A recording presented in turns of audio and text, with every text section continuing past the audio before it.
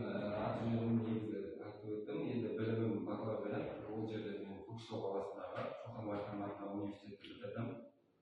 Физика және информатика пәнінің мұғалімі. Санатын педагог.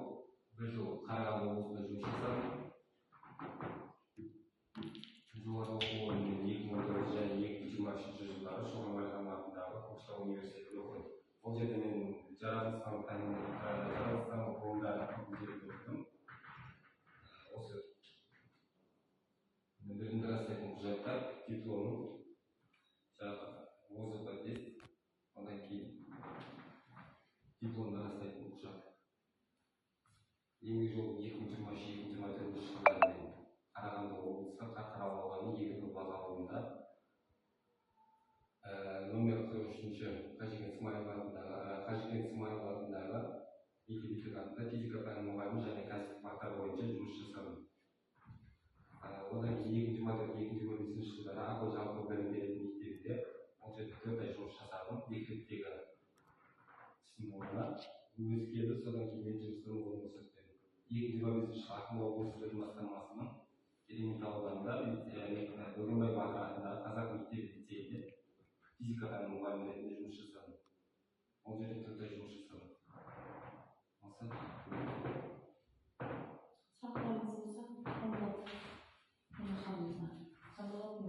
Жұмыс жасадым. Осы 2 жылдың ішінде өзің немесе оқушыларды байқауға, олимпиадаға қатысып. Оған 1 жыл маған жас маман болғандықтан сәл олимпиадаға қатыса алмайсың. Оларда теоретикалық мұғалім жұмыс жасау керек. Мен 2-ші жыл барған кезде ол жерде оларды тұрақты білмедім. Себебі мен октябрьде жұмысқа, ноябрьдің басында жұмысқа орналастым. Өзім қатысқан жоқпын. Ешқандай байқауға алдағы уақытта өзімді көрсетемін. Қандай жоспарларыңыз бар?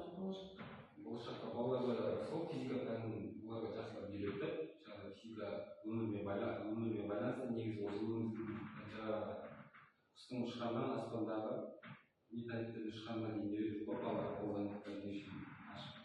Жалпы балаларға осы физика пәнін таңдаған кезде, білген кезде қандай мамандықтарға түсетіндігін және түсіре алатындығын жеткізу.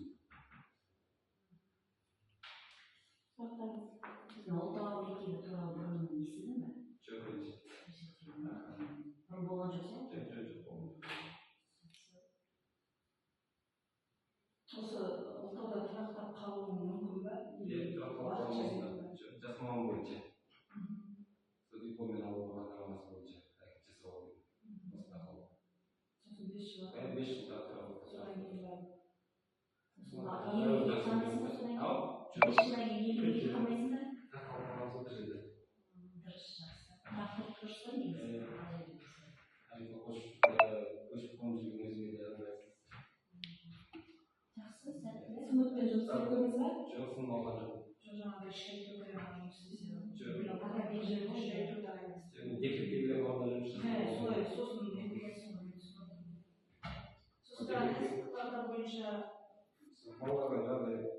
Балалардың қасымда көбісі ол мектепте физика таңдады, мен оларға бағдар бердім. Балалар жаңағы егер военный жаққа оқуға кететін болса, онда сендер осы мамандықтар бойынша жұмыс жасай аласыңдар дедім.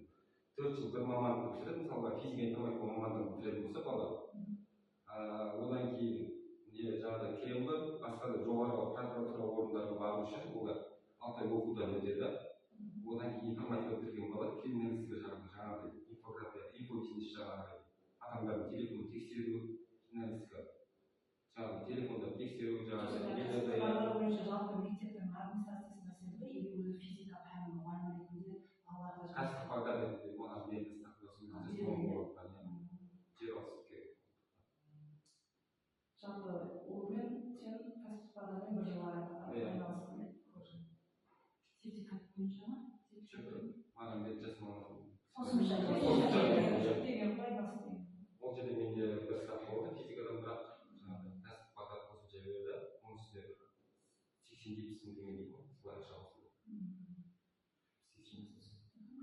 Жақсы, рахмет, түсінікті.